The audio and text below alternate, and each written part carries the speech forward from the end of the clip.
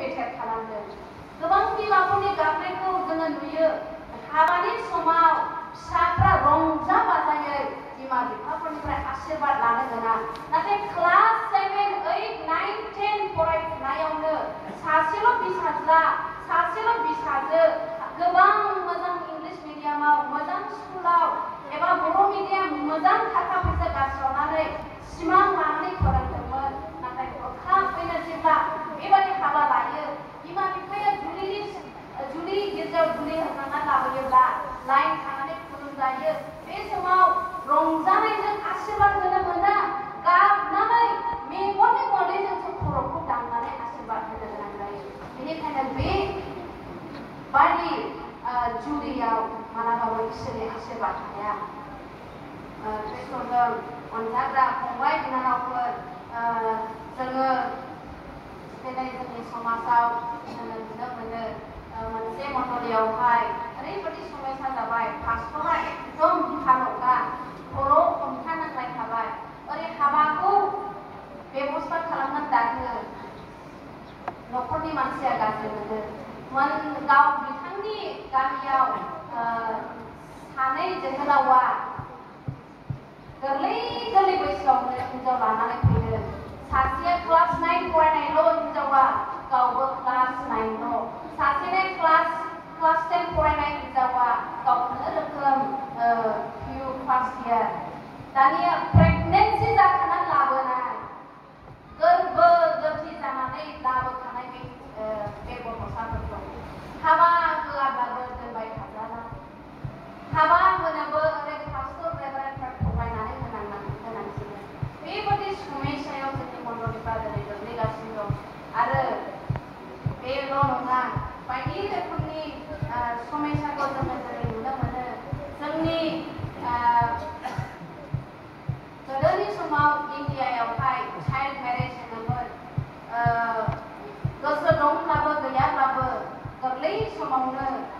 हिनजावसाखौ एबा हौवासाखौ बेबायदिनो हाबा होनाय नियम दङमोन नाथाय दिनै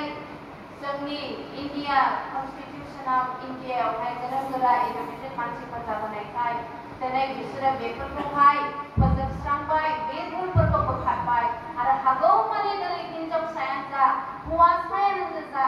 सोलोंथाइखौ होनानै जोंनि देशखौहाय डेभलप कान्ट्रि खालामनो नाजाबाय आरो दिनै जोंनि देशा गमामायैनो लासैनो हिनजावसाफोरखौबो सोलोंथाइयावहाय लेखा फरायनायाव प्रायरिटि होनायखाय जोंनि देशा जौगाबोगासिनो दङ नाथाय जोंनि बे जायगायाव दिनै जों नुनो मोनो गोरलै बैसोआवनो हाबा लानानै माबायदि समयसा जाबोदों खामानियानो रोंस्लाबाखै थेवबो माब्लाबानो गोसोनि हाबिलाखौ लानानै बिसोरो हाखु दाखु हाबा लानाय फंबायफोर बिनानावफोर नोंथांमोना जुदि स्टुडेन्टस लाइफ बे साबजेक्टनि सायाव गोसो हो नोंथांमोननि गोसोआव जे हाबिला दं जोहोलाव सिख्लाफोरनि हाबिला बे मोनसे हाबिलाया दान्दिसेनि थाखायल' दिनै गोबां मानसिया फस्थायो उन्दै बैसोआव हाबा लाबाय जेब्ला बिसोरो माखासे सम संसार जाबाय बिसोरो फस्थायनानै गावनि गाव संसार जानो होननानै लाबोनाय बिनिखौ मुगैगारनानै गुबुन हिनजावजोंसो जुलि लाखिनाय एबा खारनायखौ जोङो नुनो मोनो नानिमोन बाबुमोन आङो दा बुंनो थांनोसै उन्दै बैसोआव हाबा लायोब्ला मा जेंनाफोर दङ मोजाङै खोनासं आरो साबधानै था नङाब्ला नोंथांमोनाबो गोथौ हाखराव गब्र'नांगोन गोथौ हाखराव संसारनि जेंनायाव गाब्र'योब्ला नोंथांल' नङा न'खरावबो माबादि जेंनाया गोग्लैयो नोंथांमोना मिथिगोन माखासे बैसो जानानै थानाय सिख्लाफोर सोरबा MSc फरायबाय नाथाय गामियाव रावबो सिख्ला लोगोआनो गैलिया आरो बे MA फरायबाय थानाय सिख्लाखौबो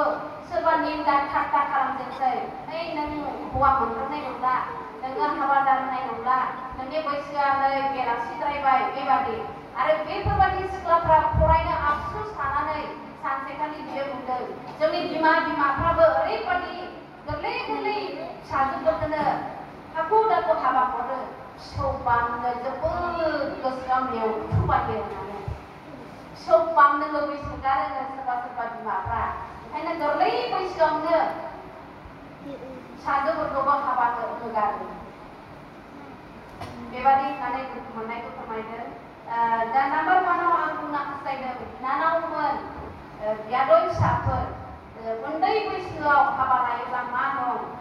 देहानि जेंना देहायाव नोंहा माबादि नोङो खस्थ' मोनगोन बिसेसकै जेब्ला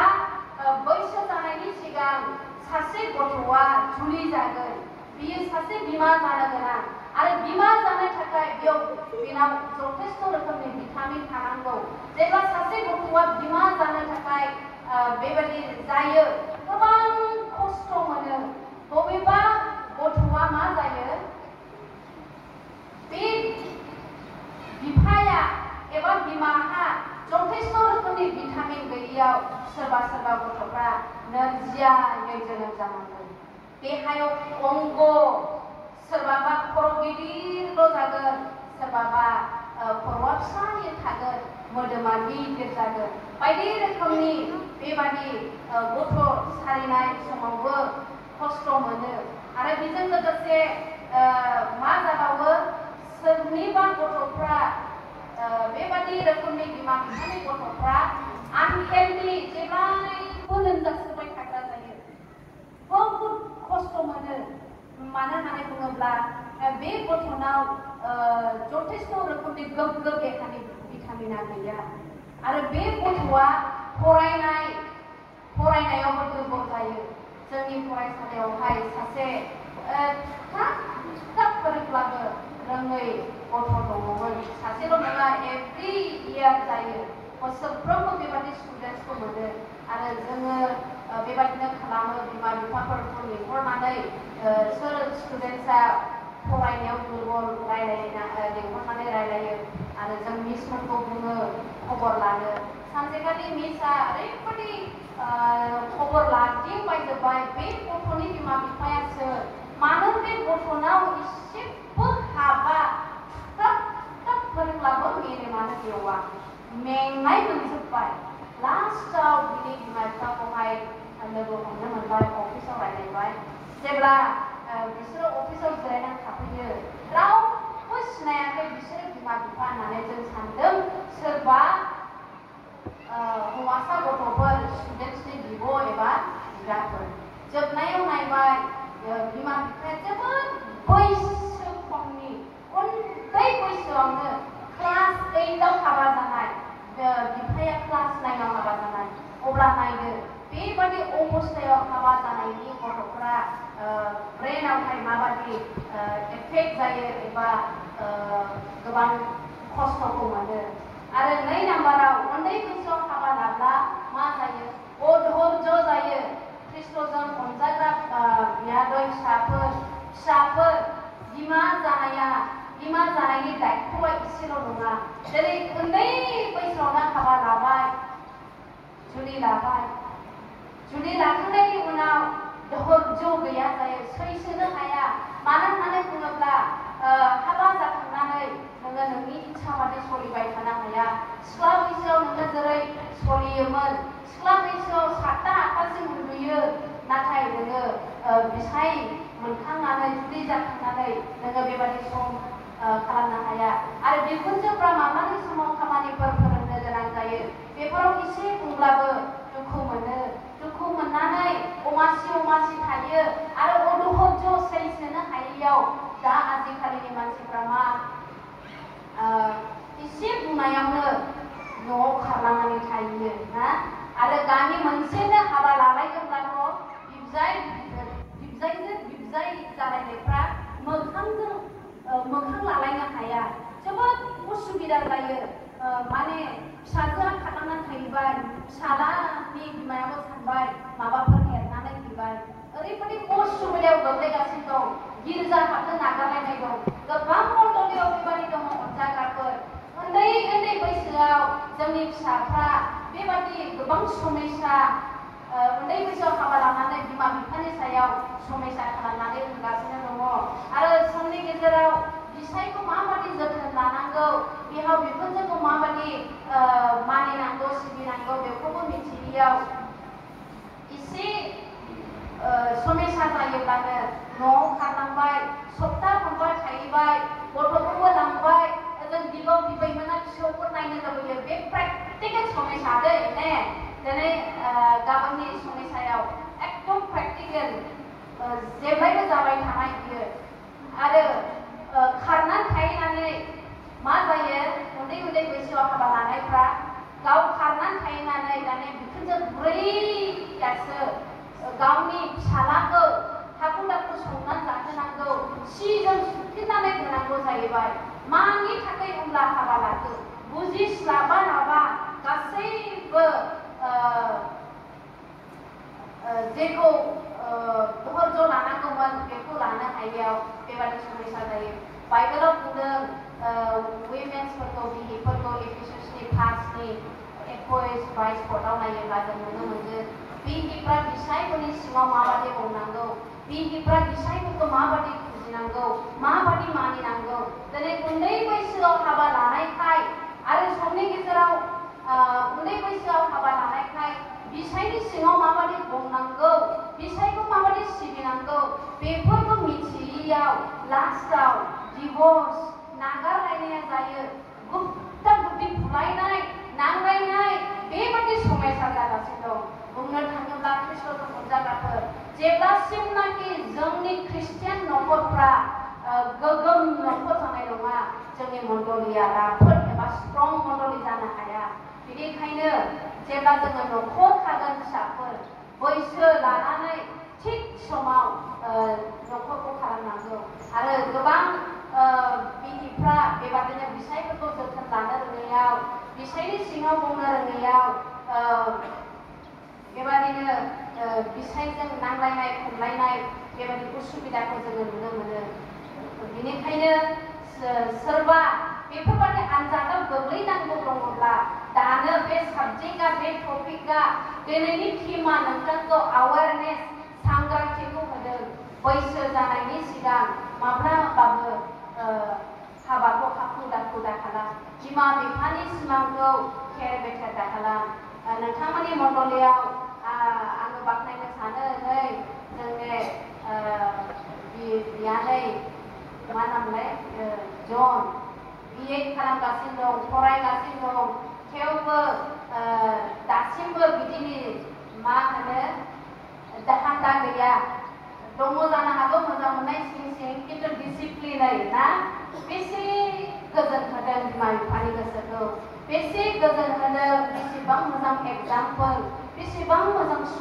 मा उदाहा दं जोंनि मण्डलिनि सायाव बिथाङा मण्डलिनि गेजेराव दिनै फरायनायनि बेलाखौ लानानैबो थरसे अलंबार बादि जानानै दङ फरायनायावबो आगे फरायनायजों लोगोसे इसोरखौ बिथाङा जोबोद गियो बेसे समायना बेबादि फिसाफोरखौनो जोङो लुबैदों बेनिखायनो ख्रिस्ट'जों अनजाग्रा फिसाफोर जाहाथे बैसो जानायनि सिगांनो फरायस्लाबनो हायागौ हास्लाबा लाबानो हाबाखौ खालामा आरो 3 नाम्बाराव आङो बुंनो हास्थायबाय उन्दै बैसोआव हाबा लायोब्ला गावनि लाइमोन जे उदां हागौमानि बे बैसोआव जेसेबां सोलोंथाइखौ बुथुमना लानो गोसो एसेबां बुथुमना लानो हायो नाथाय बे उदां बैसोआव जुदि नोंथाङा नोंथांनि उदां बैसोखौ खोमानानै लायोब्ला उन्दै बैसोआवनो दखनाबो मोजां गाननो रोङाखै बे बैसोआवनो जुदि हाबा लायोब्ला नोंथांनि उदां लाइमोन बैसोआ जोब्बाय दिनै सोरबाया सिख्ला बैसोआव जोबोद देलायनो गोसो जायो खानाय बोलायनो लुबैयो मुसुगुर फुनानै लाइन मोनसेल' दोनलायनाय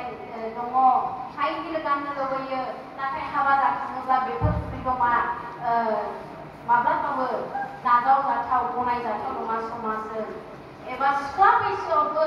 बेबादि एसेबां देलायनाया इसोरनि बिसा जानानै गनायजाथाव नङा थेवबो दिनै गाबोन जोङो नुनो मोनो बेबादि उन्दै बैसोआव हाबा लाखानानै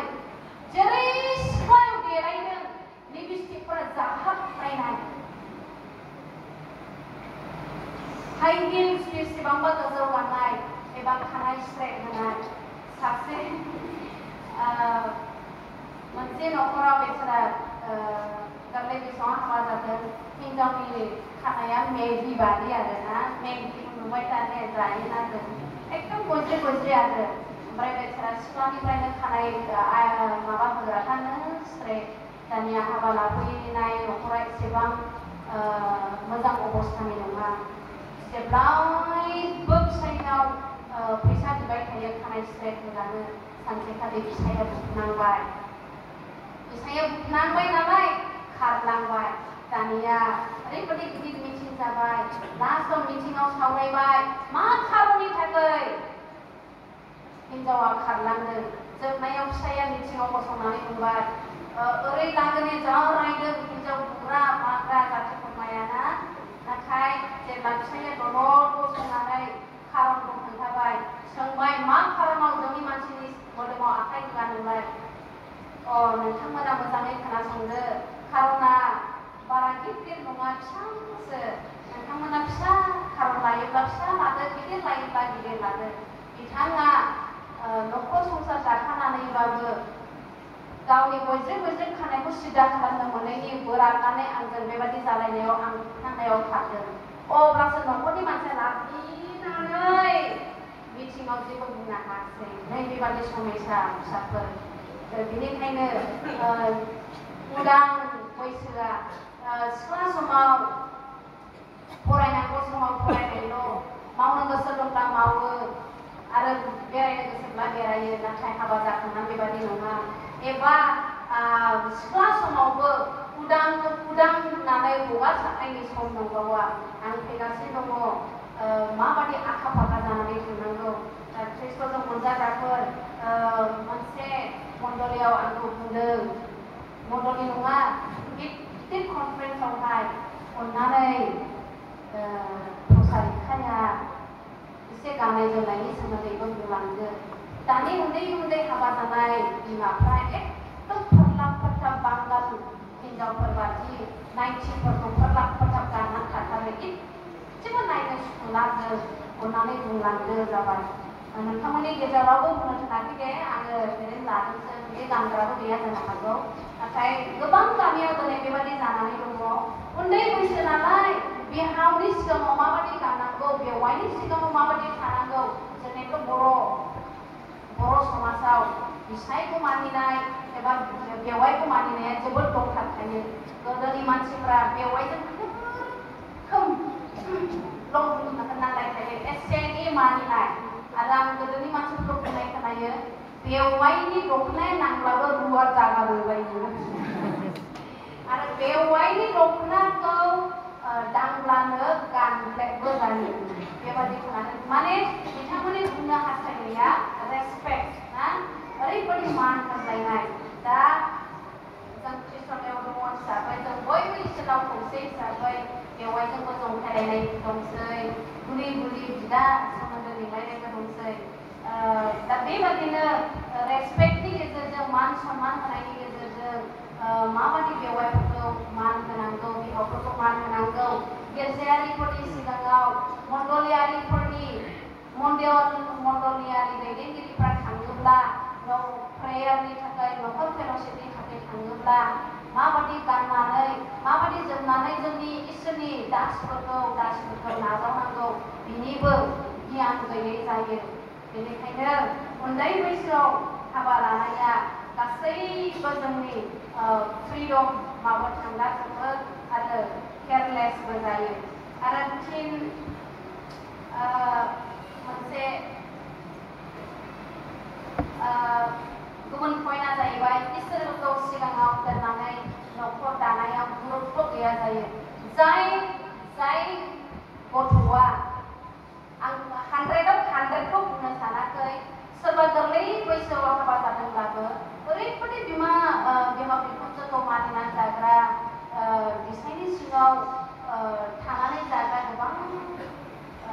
मोजां आइजोफोरबो दङ महिलाफोरबो दङ नाथाय गोबाङानो इसोरखौबो मिथिया गिर्जा प्रार्थना सिनाया बिसानो माबायदि प्रार्थना फोरोंनांगौ बिनिबो जेबो गियान गैयै बेबादि बिमाबो जाहैनो हायो। जेब्ला उन्दै बैसोआव हाबा जागोन खोनासं फिसाफोर बिमा जानाया एसेल' गिदिर दायित्व नङा। बिमा जानाया एसेल' गिदिर दायित्व नङा। जुदि नोंनि फिसाखौ जुदि नोंथाङा इसोरनि लामाजों दैदेनलांनो हायाखैब्ला बिनि दायआ नोंथांनाव थागोन। बेनिखायनो मोनफ्रोमबो बिसयाव सासे बिमाया इसोरखौ सिगाङाव दोननानै खांनो बानो गोरों जानांगोन। दिनै गाबोन जोङो नुनो मोनो माखासे बिमाफ्रा फिसाया एसे लोमजाब्लानो डक्टरनाव लांनायनिल', फिसाया एसे माबा जाब्लानो रजा गोसोखांनायनिल', नाथाय आर'जजों इसोरनाव भरसा खालामनानै जेब्ला आर'ज खालामो इसोरनाव बियो इसोरा गोरोबनाय मुलिफोरखौ जगायो आरो बे गथ'नि लोमजानाय एबा न'खरनि समस्याफोरखौ समाधान खालामो। जोंनो डक्टर नार्सफोर नांगौ, जोंनो गासै मेडिकेल साइन्सफोरखौ नांगौ, नाथाय गोबां आङो एक्सपिरियेन्स जाबाय रंजाग्राफोर इसोरनाव सोंग्रोआलाबानो इसोरनाव गथायग्रोआलाबानो गोबाङा बेबादिनो सोखाजानायखौ बबाव मोनगोन मोना बिसोर नागिरबायो जेबो गुरुत्व गैया इसोरनाव गथायग्रोनांगौनि आरो जोबनायाव मा जायो गिदिर बिपदाव गोग्लैयो। बेनिखायनो उन्दै बैसोआव हाबा जानानै जुदि इसोरखौहाय न'खर खुंनायाव सिगां दोनग्रोआब्ला गोबां बेबादि मा जायो गुलाय गुजाया फैयो। गोबां महिला गिर्जायाव जोङो नुनो मोनो सुक्रबारनि गिर्जायाव फिसा खांफुनायफोर माब्लाबाबो गिर्जायाव फैनो गोसो जाया, महिलाफोरजों लोगो लाज्लायनो गोसो गैया, सोरबा आलां फालांहाय बेरायलाबायो, गोसोबादि गावसिनि समफोरखौ बाहायलाबायो। बेफोरबादि बिमाफ्रानो गोरलै बैसोआव हाबा जुलि लानायनि थाखाय समाजाव दिनै बेबादि गुबुंले जेंनाफ्रा जाबोगासिनो दङ आरो